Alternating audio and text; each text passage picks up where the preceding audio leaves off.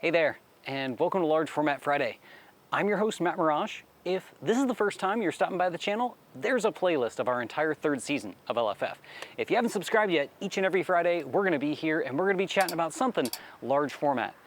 Today, I've got a bit of a short one, but I wanted to touch on a couple of small topics that maybe didn't by themselves include like a whole episode.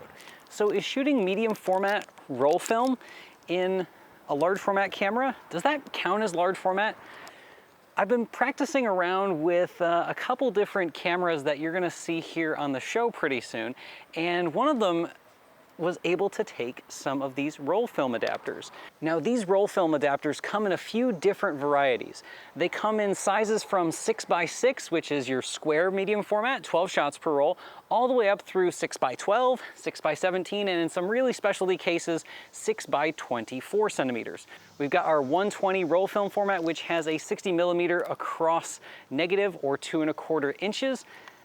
When used with a compatible camera, so a large format camera that has the universal back, also known as the graph lock back, that's able to hold on these roll film adapters. Taking a small step down to 120, we gain a huge amount of access to films that we otherwise wouldn't in large format without seeking out really discontinued or expired films. One of my favorite things about this is you're getting quite a bit of that real estate from the 4x5 negative, just a little bit more panoramic of a cut across the frame.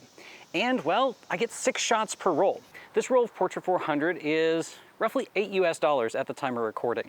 A box of 8x10 sheets of Portra 400 is just shy of $60, so $6 per shot of 4x5, whereas we're about $1.25 per shot in medium format with a roll film adapter. That's a really good value proposition, and you have less things to worry about like light leaks, dust. It's one holder. A lot of these are very modern holders, and you're gonna have, good contact. This guy has like a pressure plate and all sorts of stuff. There were a bunch of different companies that made roll film adapters. This particular one is made by Horseman. It's a really popular adapter. I love the build quality of the Horseman. I have a Horseman loop, and I've shot some Horseman view cameras. They're all pretty excellent. Japanese construction and just really well machined.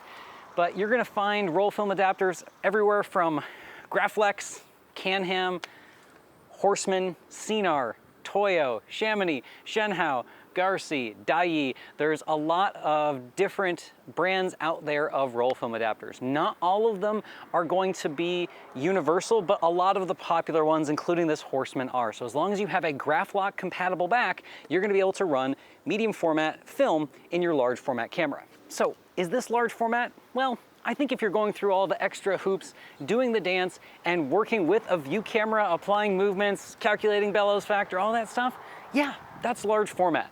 The whole experience, the process. If you can apply that process to a slightly smaller piece of film, but taking all the steps, call it large format. We photographers tend to get really caught up in nitpicking, especially on the internet. Oh, this is technically this. Like, don't sweat it. Have fun with your photography. If this is something that gets you shooting large format, that's large format. Don't let anybody tell you otherwise. I've been having a lot of fun with this despite the colossal change in size of negative. Honestly, I've never had anybody turn me down from a print after saying, oh, what camera was that shot on? Oh, that wasn't 8x10? No, go ahead and put it back. No, that just doesn't happen. The only folks that critique this negative versus that negative is other photographers, so don't sweat it. One thing I think that we photographers forget is not everybody has access to their own darkroom space or a high quality lab that's capable of processing 4x5 and larger films. So if it needs to go in a roll film adapter so you can shoot and have fun, do it. Okay, so before a fight breaks out in the comments over whether this is large format or not, let's just wrap it up with, it is what you make of it, and I consider it large format because you're still going through all the steps. So another thing I wanted to share today is some mail. Some viewers of the show have been sending in mail to the LFF inbox. If you want to send something into the show and have it read here on the show, you can send it to P.O. Box 44684, Columbus, Ohio 43204, USA. Let's go over to the mailbox and check out what we got.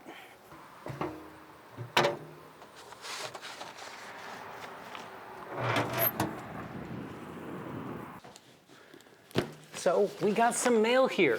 I got 3 pieces of mail from some LFF viewers. This first package is from Carrie over in the UK, And he sent quite the care package here. Oh my goodness. We've got, wow, really old GE film data and notebook, which is pretty cool.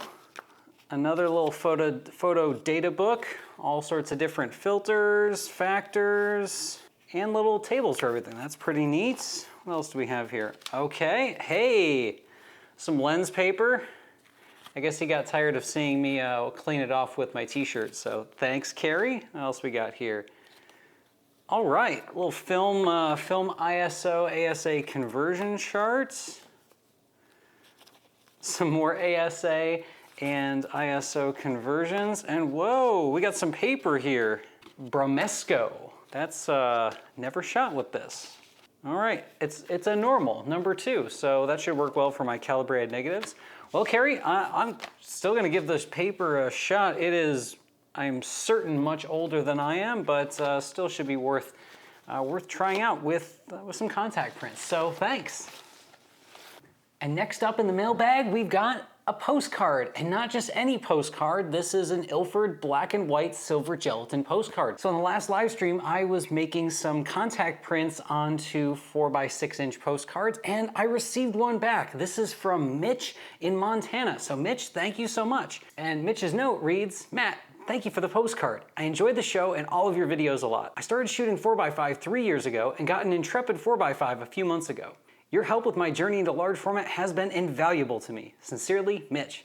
Well, Mitch, thank you so much for the postcard. I can tell you put a lot of work into this because we've got some clear dodging and burning going on, and it's just a really nice, dynamic black and white. If you want to pick up a true black and white postcard, I still have some of those available at marrash.com/prints. They're only $10 plus $1 shipping in the US and $2 shipping for international, so check them out. So thanks again, Mitch. And last but not least, we've got a package, and this one comes from Jesse in Tennessee. Oh,